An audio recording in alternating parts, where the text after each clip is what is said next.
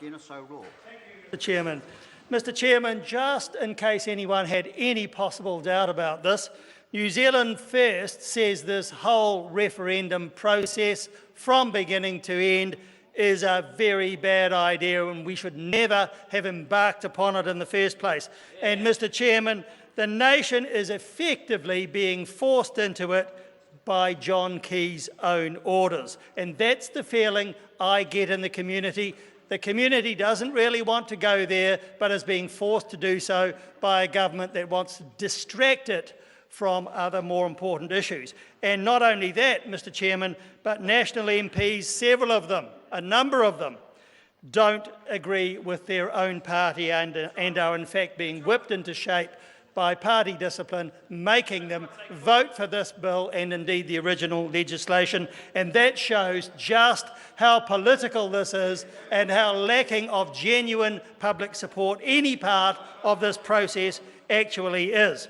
Mr Speaker, I want to particularly refer now to the general policy statement on the bill before us. And the first thing that I read there is that the New Zealand Flag Referendums Act, the Principal Act, is to provide for 5 alternative flag designs. Well, why should it just be 5? What's magic about 5? Indeed, what was magic about the original 4? I don't understand why the legislation and why this bill needs to actually prescribe any particular number of alternatives. That is what should have come from the community. If there were enough good designs which would qualify as reasonable alternatives to the New Zealand flag, then that process should have been gone through first before any number was specified in a referendum, in the first flag referendum. So that's the first problem that it has, and that's one of the things which this government has been tripped up on, because now we have, instead of 4, we have a 5th one, which some people, not many I don't think, no groundswell, just a molehill of people who want this one added as well. Well, it's not a very good process on that basis. Secondly, it says in the policy statement that this flag design, commonly known as the red peak, it's not commonly known as any such thing. In fact, this design isn't commonly known at all. And I know that because I speak to people in my electorate and around me and in taxis and so on.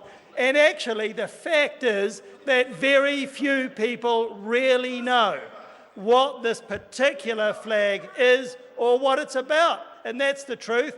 Some people in this chamber have deluded themselves that there is support for this particular alternative. And in fact, there isn't. Most people, 90% of the population, neither know or care about this red peak. And that's the truth about that. And, Mr Speaker, that leads me to something else.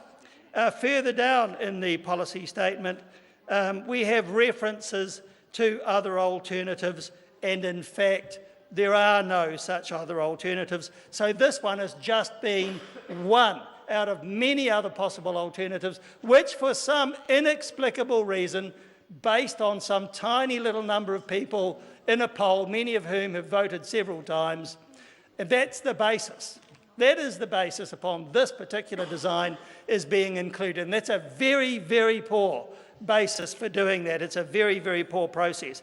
And Mr Chairman, I will have to say this, and I regret having to say so, but I personally believe that the expert panel actually did not do a very good job in selecting the 4 alternatives which are there. And it is that bad job which has led to this further demand for other alternatives to be put on the ballot paper for the first flag referendum.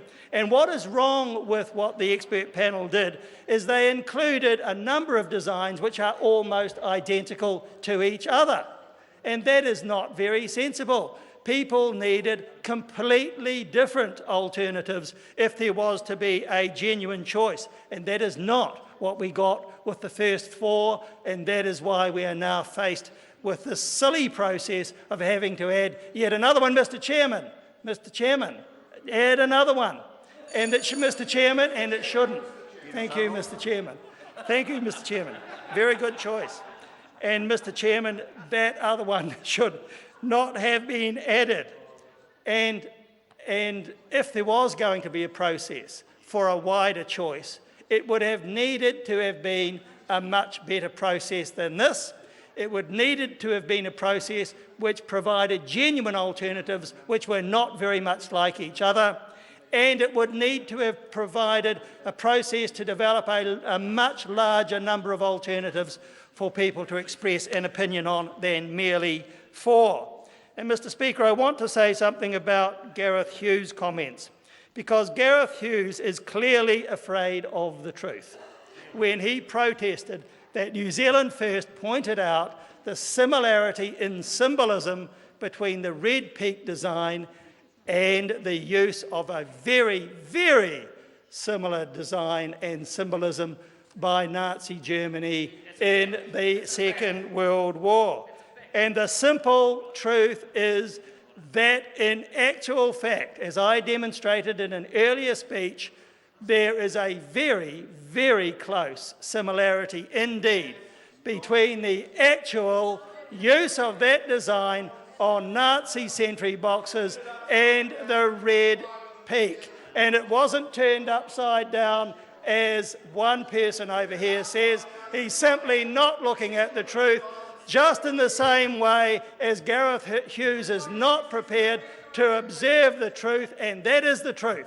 In fact, the colours are the same, the design is the same, it looks the same. Other people in other parts of the world will point out the similarity and it will be ridiculed.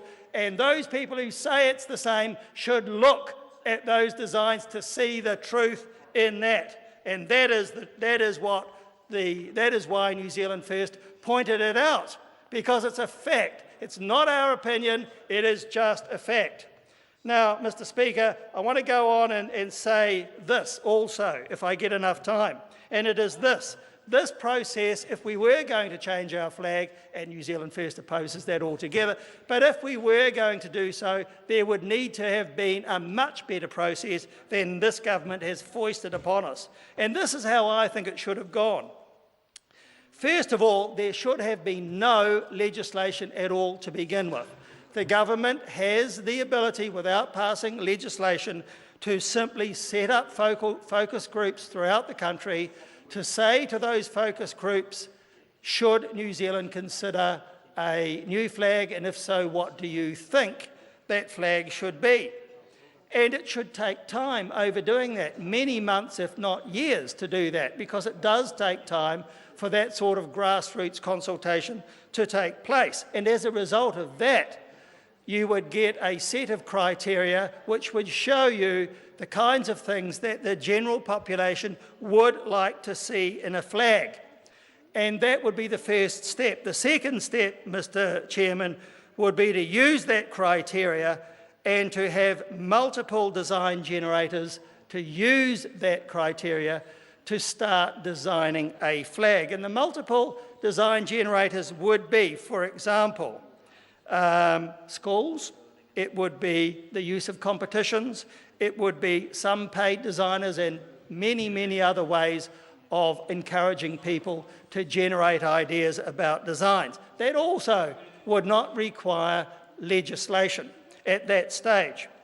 And Mr. Chairman, to follow that on, you would then need a long period of public discussion on the main alternatives identified by that process. And I would foresee there might be a couple of dozen such designs that would come out of a process like that, because people have all sorts of different ideas. And having done that, then, after that public discussion, then an expert panel might be used to help narrow down those 2 or 3 dozen possible designs to a referendum which could have been used. But the first referendum should always be asking that question, do you, the public of New Zealand, want to even consider a new flag? New Zealand First says no, but some people might wish to do so, and Mr. Chairman, that's where it should have started.